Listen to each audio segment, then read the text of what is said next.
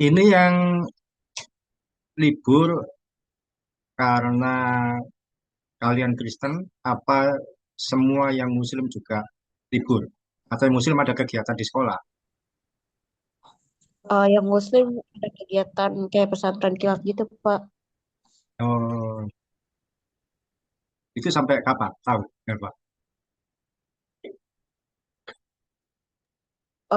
Sampai akhir Maret sih, Pak. Terus sampai akhir Maret, ya. Lalu libur. Berarti ya, memang kalau yang Muslim liburnya wajar. Yang Kristen ini yang memang tidak ada kegiatan lagi di sekolah, langsung libur ya. Sam- Sampai tanggal berapa? Masa 19 April? 9 April. Tanggal berapa ada, Pak?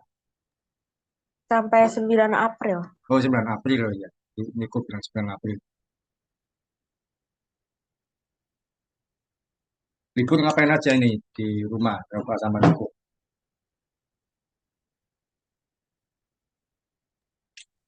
Kamu Enggak sih, Pak. Bantu Mama Wah, iya, paling bantu-bantu beres-beres rumah aja. Kayak biasa. gereja sih di gereja. Loh, gereja ada acara juga. ada Ibu, sih apa? Hari apa itu? Sabtu Oh, sama Minggu. oh ya itu kan masih ya, kegiatan biasa. Oke, puji Tuhan kita boleh kembali bertemu, kita belajar firman Tuhan. Mudah-mudahan dalam waktu yang ada kita bisa efektif, boleh membangun iman, menambah wawasan, dan kita mengenal Tuhan hari demi hari lebih baik lagi. Kita mulai dengan berdoa. Tuhan Yesus, terima kasih kami bertemu kembali Tuhan melalui fasilitas Zoom ini. Kiranya kami boleh mendapatkan sesuatu yang baru, jadi berkat bagi kehidupan kami.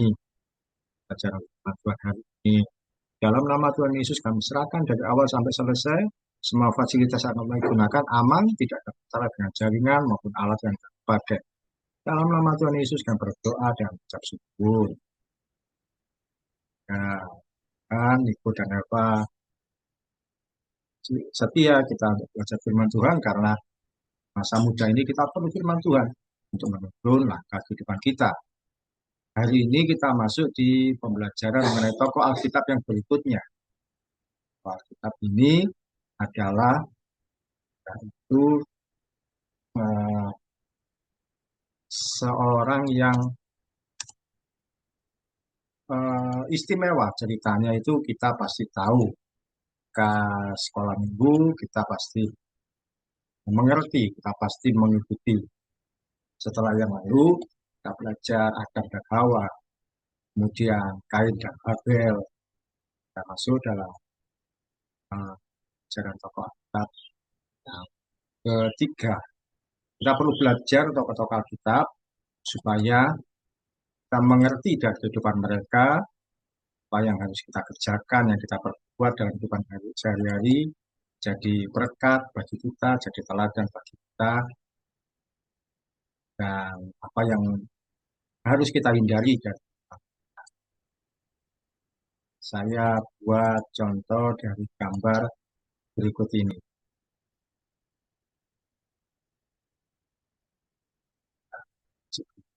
Nah, kalau ada gambar seperti ini,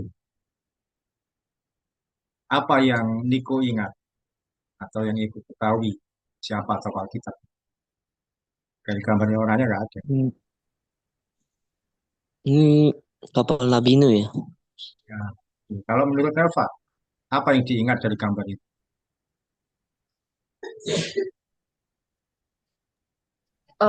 Peristiwa turunnya air bah, terus Nuh mendirikan Batra.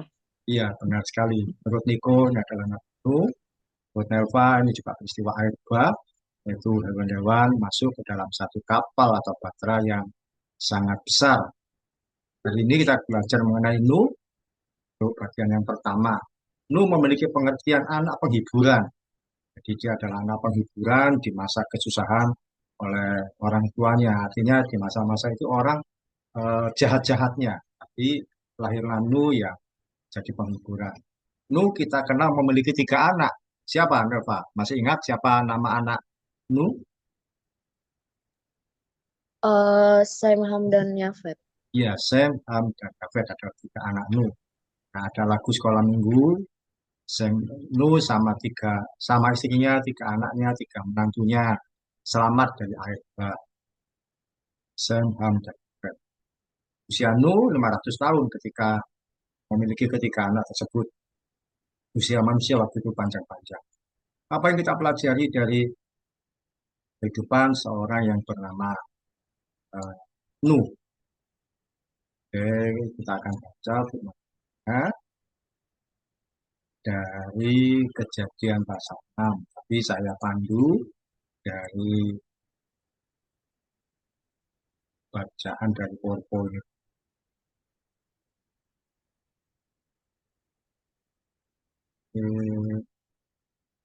Mana kok nggak ada ini? Dari Kejadian 6 ayat 8. Nah, tolong Niko bacakan ini. Sini saja supaya langsung. Kejadian 6 ayat 8. Tetapi Nuh mendapat kasih karunia di mata Tuhan. Iya, ayat ini singkat sekali, tapi Nuh mendapatkan kasih karunia di mata Tuhan. Kita akan memahami kasih karunia ini. Kemudian ayat berikutnya, tolong bacakan Nelva, Efesus 2 ayat 8. Efesus 2 ayat 8. Sebab karena kasih karunia kamu diselamatkan oleh iman, itu bukan hasil usahamu, tetapi pemberian Allah. Iya, firman Tuhan mengatakan kalau Nabi Nuh itu mendapatkan kasih karunia. Kata kasih karunia itu diulang juga di Efesus. Kasih karunia itu artinya pemberian yang kita terima sekalipun kita ini sebenarnya tidak layak menerima. Sekali lagi, kasih karunia itu pemberian yang kita terima sekalipun sebenarnya kita tidak layak menerima. Kasih karunia dalam bahasa Yunani itu dikenal dengan sebutan gratia atau gracia. Kalau bahasa Inggris, grace. Kalau punya teman namanya grace itu artinya anugerah atau kasih karunia.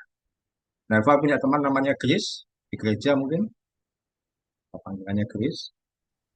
Atau pernah mendengar teman? Eh, pernah. Nah, di mana grace? Pernah mendengar kata grace atau punya teman? Ya, grace artinya anugerah. punya Apa? punya punya teman namanya Grace. Punya teman namanya grace itu artinya anugerah atau kasih karunia. Kalau dalam bahasa Indonesia jadi kata gratis, jadi gratia atau grace. Indonesia gratis. Gratis itu kan sesuatu yang nggak perlu bayar. Kalau kita tidak layak menerimanya, tapi akhirnya kita nggak perlu. Kalau pernah, Niko pernah nggak mendengar kata grasi? Apa yang kamu ingat dengan kata grasi? Pernah dengar nggak? Grasi itu biasanya kayak ada bahasa Spanyol gitu lah. Sama ada nama orang yang namanya Grasi juga. Ya, gracia. Grasi. Gracia. Nelva pernah mendengar kata grasi? Bahasa Indonesia ini? Atau belum pernah? GRASI, grasi. Eh, belum pernah sih, Pak. Belum pernah ya. Dan Niko sama Nelva pernah. Grasi itu adalah pembebasan hukuman dari presiden, pengampunan. Jadi kalau ada tahanan, dia semestinya dihukum mati, dia menyurati presiden sudah sekian lama, hukuman tidak dijalankan, dia menyurati presiden supaya diberi pembebasan hukuman, diberi keringanan atau dibebaskan. Kalau presiden menyetujui, itu disebut grasi. Presiden memberi surat, tolong bebaskan orang ini. Dia diberi grasi. Pengampunan dari presiden itu disebut grasi. Dulu tahun 80-an ada pelawak, dia tertangkap membawa senjata, pistol, dia punya pistol ditangkap oleh dia di penjara beberapa bulan. Kemudian presiden waktu itu Presiden Soeharto, karena anaknya kepingin mengundang lawak itu. Pelawak itu namanya Gepeng. Jadi presiden menulis surat memberi pengampunan. Jadi pelawak namanya Gepeng itu yang di penjara bisa bebas. Kalau orang ditolak gerasinya, ya dia terus dihukum sampai hukumannya selesai. Jadi gerasi itu adalah pengampunan. Kita menerima sesuatu tanpa bayar dan tanpa banyak kesulitan. Saudara. Kasih karunia. Kata kasih karunia nama lainnya anugerah. Firman Tuhan berkata di kejadian tadi, Nuh mendapatkan kasih karunia yang artinya dia disayang oleh Tuhan, dianggap berharga, diistimewakan. Mengapa? Orang-orang di situ banyak berbuat jahat. Tapi Nuh yang mendapatkan pengecualian di hadapan Tuhan. Tidak dihukum dan boleh tetap hidup. Kalau kita menyadari kekristenan itu adalah kehidupan penuh dengan kasih karunia. Niko, Nelva, dan saya mestinya kalau berdosa ini mati, dihukum, masuk neraka karena dosa dan kesalahan. Tapi Tuhan Yesus mau datang ke dunia bukan cuma jadi bayi seperti Natal Desember yang lalu, tapi dia mati di kayu salib menebus hidup kita. Jadi yang Tuhan tebus bukan dosa, dia menebus hidup kita, menebus hidup kita, menebus hidup Niko, Nelva, dan saya. Karena kita pasti mati, tapi Tuhan Yesus, maksudnya pasti binasa. Yesus sudah mati di kayu salib menebus kita, memberikan pengampunan, dan kita mendapatkan keselamatan. Itu yang nanti bulan depan kita rayakan dalam bentuk Jumat Agung dan Paskah. Jadi sebagai orang Kristen, kita bangga bahwa ada pribadi yang mau menebus kehidupan. Ya, itu adalah kasih karunia. Kita tidak layak menerima, tapi Tuhan datang ke dunia memberikan pada kita cuma-cuma kita dibebaskan, diberikan keselamatan. Itu adalah kasih karunia. Contoh kasih karunia dalam kehidupan kekristenan, apa contohnya? Saya berikan gambar begini, berdoa. Kalau di kekristenan, kita ini sejak Tuhan Yesus mati di kayu salib, kita diberikan kesempatan hidup dalam kasih karunia. Contohnya dalam berdoa apa? Kita bisa berdoa kapan saja, tanpa batasan waktu. Boleh enggak orang Kristen Niko berdoa siang hari, jam 11 atau jam 12 siang, di rumah pas libur berdoa pada Tuhan, boleh apa tidak menurut Niko? Hmm, Jam 12 siang di rumah berdoa boleh Pak. pada Tuhan. Menurut Boleh. Nelva, ketika kamu mungkin pas di jalan atau mungkin kamu mungkin pas sedang di Alfamaret atau di Maret, kemudian teringat sesuatu, kamu berdoa di tempat itu, mungkin dalam hati saja. Boleh enggak berdoa di situ? Boleh, Pak. Di mana saja. Kita boleh berdoa kepada Tuhan. Kapan saja, tidak ada batasan waktu. Kalau di masa perjanjian lama sebelum Tuhan Yesus mati di kayu salib, orang tidak boleh sembarangan berdoa. Itu harus diwakili oleh namanya imam. Dan kalau kalian tahu saudara-saudara kita yang sekarang ini puasa, kita tahu mereka ketika sembahyang harus dibatasi oleh jam-jam tertentu. Kalau di luar jam itu bukan tidak boleh, tapi biasanya mereka tidak ada kesempatan berdoa atau beribadah atau sembahyang. Kekristenan bebas jam berapapun, tapi jangan sampai karena bebas jam berapapun berdoa akhirnya membuat kita lupa untuk berdoa. Jadi kasih karunia itu membuat kita bisa datang pada Tuhan kapanpun. Kita berdoanya kapan saja, tidak salah. Kemudian kasih karunia membuat kita itu berdoa dengan kalimat yang bebas, tanpa batasan yang kaku. Kalau Nelva doa makan pagi sama doa makan malam, itu kamu kata-katamu biasanya sama atau berbeda? Beda sih, Pak. Ya, ya. Tapi memang intinya sama. Intinya Kalau sama. ya, kalau Niko mau berangkat sekolah berdoa apa tidak? Berdoa sendiri atau sama-sama atau gimana? Berdoa sendiri Pak. Ketika Niko berdoa sebelum berangkat sekolah, yang hari Senin, terus pas Selasa berdoa lagi, kata-katanya sama atau beda? Beda. Ya, tidak selalu kita sama. Mungkin ada bagian yang sama. Bisa berdoa. Artinya apa? Kasih karunia membuat kita ini berdoa itu bisa bebas kata-kata apa. Tuhan terima kasih saya boleh makan hari ini. Terus kalau malam Tuhan terima kasih saya boleh makan malam dengan bakso yang tersedia. Tidak ada masalah. Itu adalah membuat kita bisa kasih karunia itu membuat kita bisa berdoa tanpa batasan yang kaku. Kalau saudara kita yang seberang, Mereka doa makan itu kata-katanya sama, doa mau tidur sama, doa mau apa. Itu kan membuat akhirnya jadi sesuatu yang hafalan saja. Tapi kasih karunia itu membuat hubungan itu tidak kaku. Tidak kaku, kita bebas pada Tuhan ngomong apapun yang menurut kita baik, tapi tetap harus sopan. Jadi, kasih karunia dalam kehidupan Kristenan, kita bisa berdoa kapan saja, di mana saja. Kemudian berdoa dengan kalimat yang bebas tanpa batasannya. Kemudian eh, kasih karunia juga membuat kita bisa apa? Contohnya begini, ini adalah persembahan. Kalau kita memberi persembahan, bukankah tidak ada batasan? Harus berapa? Yang lalu kita bahas adalah memberinya harus dengan uang yang bagus, yang baik, bukan uang yang banyak. Kasih karunia membuat kita bisa bebas memberi persembahan berapapun.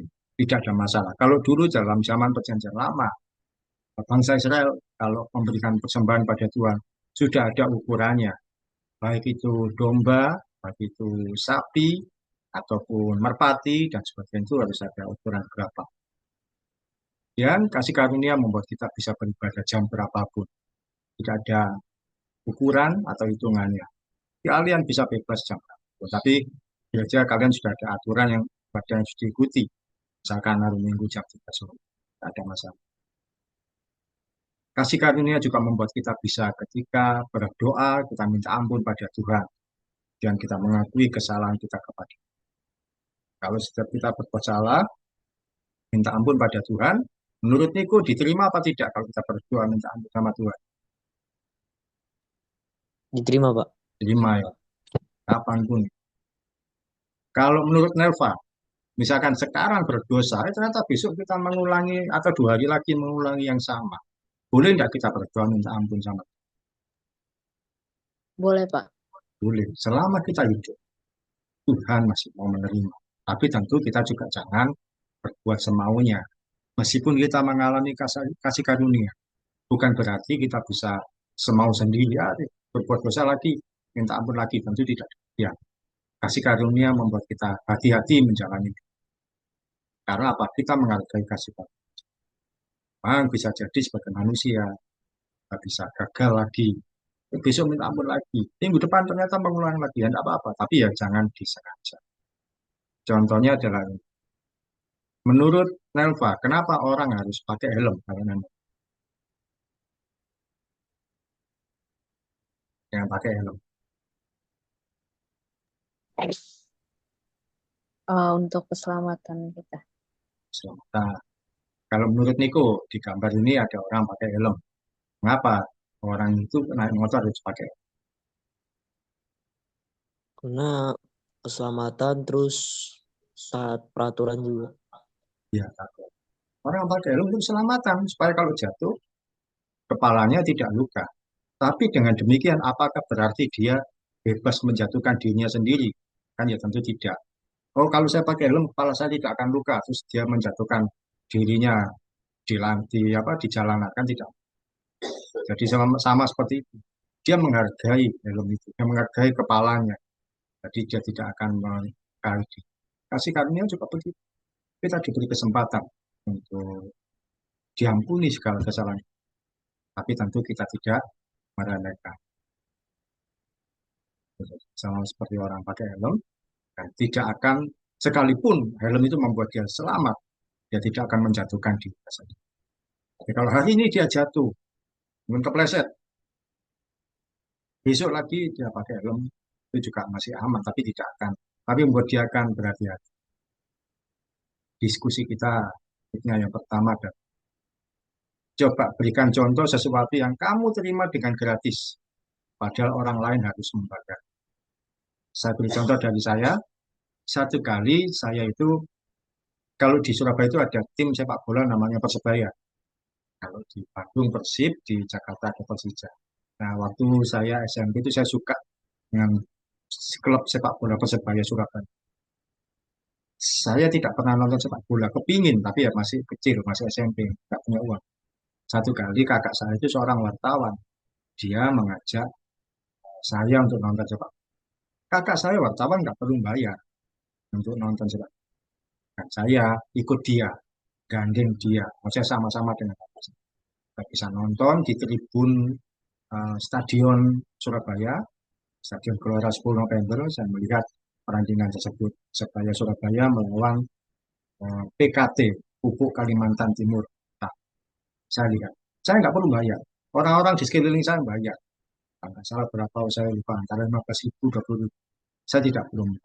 Ini yang disebut kasih karunia seperti ini. Dan menerima sesuatu dengan gratis.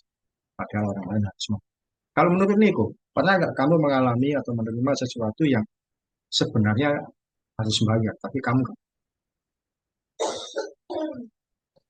Belum pernah Pak, Ya, bayar mulu. bayar dulu. Nelva, pernah nggak kamu menerima sesuatu dengan gratis? Kalau orang lain harus bayar. Eh, kayaknya belum sih, Pak. Mungkin satu kali fasilitas sesuatu yang beda dari yang lain. Kalau untuk kamu, kamu boleh masuk. Itu adalah gratis atau kasih. Tapi menerima sesuatu yang gratis, apa? Masa nggak pernah sama sekali? Apa? Atau dari siapa? Dari teman? Pernah?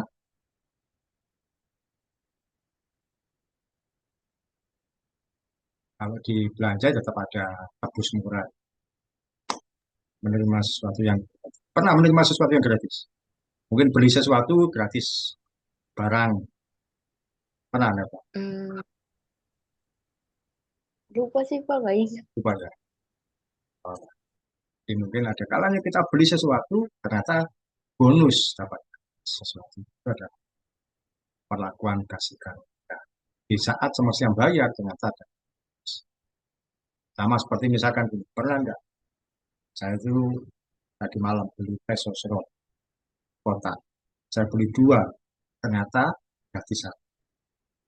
Satu itu mestinya saya bayar kan, tapi saya tidak.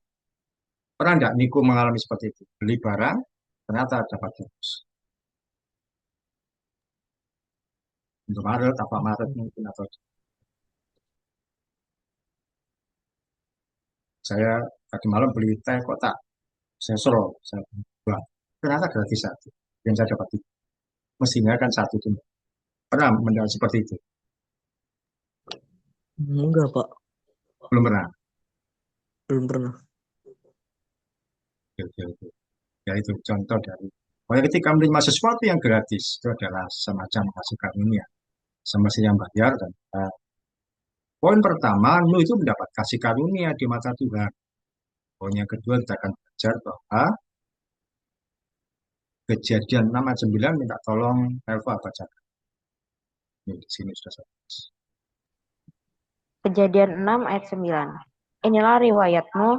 Nuh adalah seorang yang benar dan tidak bercela di antara orang-orang sezamannya. Dan Nuh itu hidup bergaul dengan Allah. Oke, berikutnya Niko minta tolong bacakan. Nih, 2 Petrus 3 ayat 14.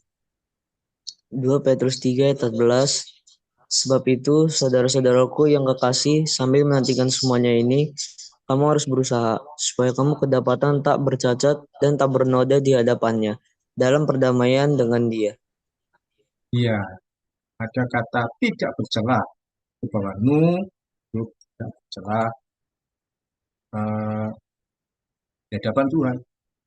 Kata tidak bercela itu artinya bahwa Tuhan dia ini sesuai dengan apa yang firman Tuhan.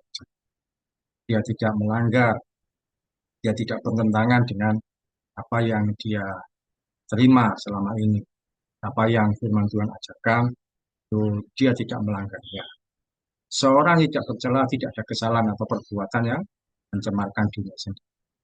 Kita harus menjaga pikiran, perkataan, dan perbuatan kita. Jangan sampai menyakiti hati orang lain. Miliki pikiran yang optimis. Optimis itu selalu yakin bahwa yang dihadapi baik-baik saja. Tidak curiga dan selalu berprasangka baik. Orang yang berpikiran tidak bercela, dengan optimis. Tidak mudah curiga pada orang lain, berprasangka baik. Meskipun mungkin ada orang yang mencelakai atau salah paham, mungkin kita akan berpikir, oh Dia mungkin memang sedang nggak mood, jadi kata-katanya seperti itu. Pikirannya optimis.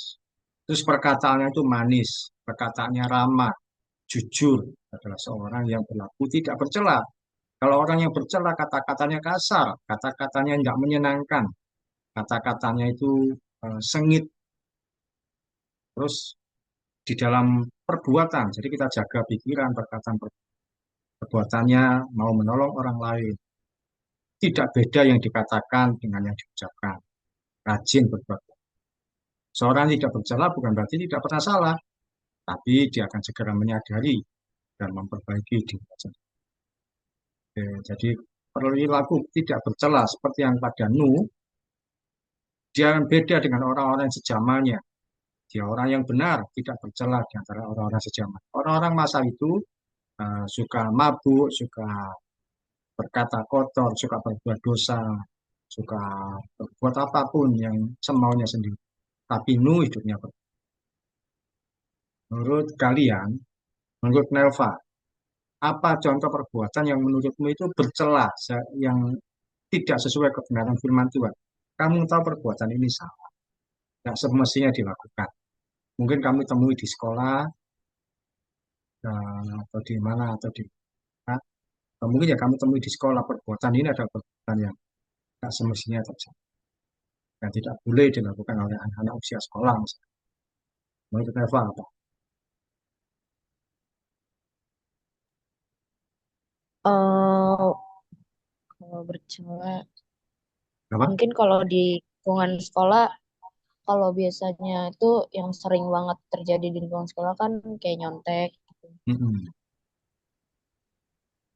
Ada lagi, selain nyontek. Apa? Terus kayak pergaulan-pergaulan bebas lah.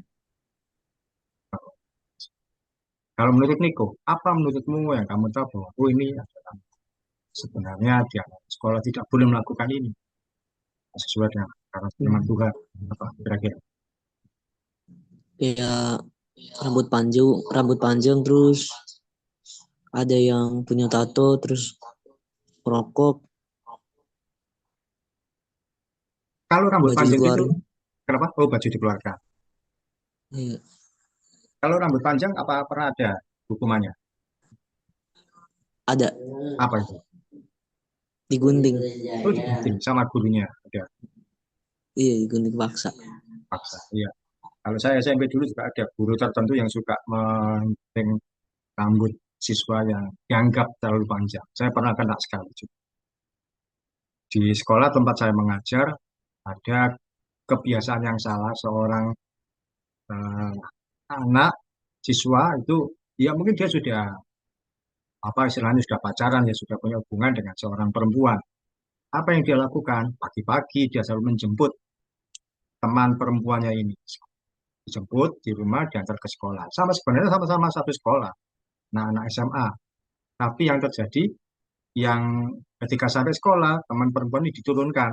Tapi yang laki-laki ini tidak masuk sekolah. Lari ke sana kemari. Bolos.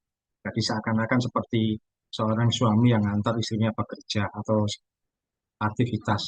Dia sendiri tidak ikut sekolah. Kan salah. Sebenarnya sama-sama sekolah. Hanya diturunkan yang teman.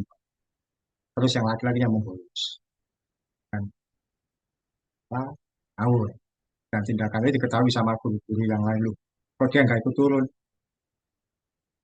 Jadi hati-hati jaga kehidupan kita sebagai kan supaya kehidupan kita jangan sampai bercela di hadapan karena orang itu melihat tuh ternyata dia anak Kristen kok begini. Poin terakhir, poin pertama lu mendapatkan kasih karunia, yang kedua adalah lu berlaku tidak bercela. Poin terakhir itu eh, minta tolong Niko baca lagi di sini Kejadian 6 ayat 9. Kejadian 6 ayat 9. Inilah riwayat Nuh. Nuh adalah seorang yang benar dan tidak bercela di antara orang-orang sezamannya. Dan Nuh itu hidup bergaul dengan Allah. Oke, Nelva, Yohanes 15 ayat 7, minta tolong. Yohanes 15 ayat 7.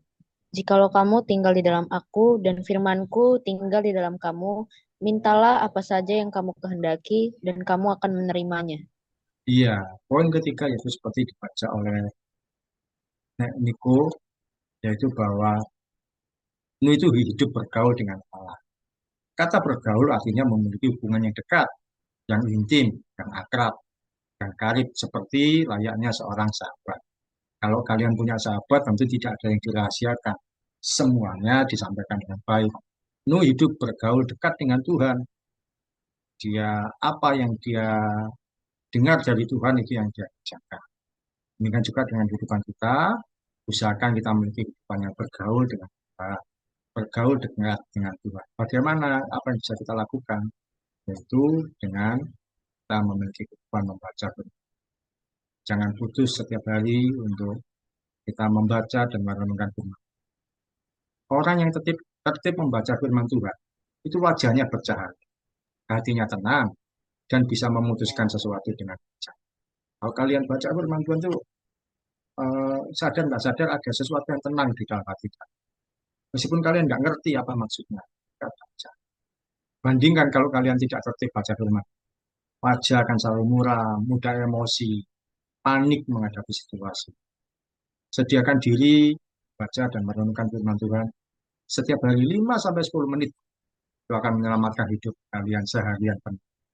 Diusahakan Niko dan Nelva dalam seharian baca firman Tuhan, renungkan sekitar 5 menit, 10 menit itu cukup. Itu akan membuat kehidupan kalian sepanjang hari itu aman, nggak mudah emosi, nggak mudah panik, sekalipun ada masalah tidak mudah gelisah. Masalah misalkan apa? Ketika sekolah tiba-tiba ada ujian mendadak, ulangan mendadak. Tapi kalau kalian mungkin tidak sempat belajar karena tidak tahu, karena membaca firman Tuhan lebih, berdoa lebih dulu. Tenang aja, tidak seperti yang lain. Ternyata tiba-tiba ketika ulangan diserahkan soalnya dibagikan, kalian ngerti, oh ini toh, kalau gini aja bisa saja. Sama seperti itu, ya, kita hidup takut sama Tuhan. Tuhan akan membuat semuanya jadi mudah. Tapi orang nggak baca firman Tuhan, akan hidupnya itu panik, nggak ngerti apa yang harus baca. Oke, itu yang jadi bagian pembelajaran kita sebelum tiba-tiba menghilang seperti minggu lalu karena waktunya sudah cukup. Kita akhiri tutup dalam doa. Nelva bisa berdoa buat kita semua. Bisa, Pak. Mari kita bersatu di dalam doa.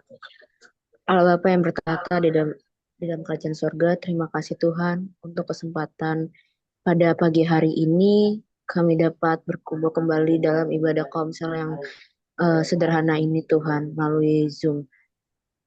Bapak, kiranya pertemuan hari ini apapun yang telah kami pelajari tentang firman-Mu bisa menjadi rema dalam kehidupan Niko dan Elva Tuhan. Terima kasih juga Tuhan untuk hamba-Mu Pauki yang telah menyampaikan firman-Mu, mengajari kami Tuhan. Kiranya apapun yang Pauki kerjakan selalu menjadi berkat bagi semua orang. Dan apapun yang Pauki butuhkan, Kau yang selalu memenuhinya ya Bapa. Terima kasih Tuhan, kami serahkan seluruh kegiatan kami hari ini hanya ke dalam tangan kasih-Mu saja. Amin. Amin, puji Tuhan. Terima kasih Niko dan Elva. Selamat libur dan semoga Terima kasih Pak.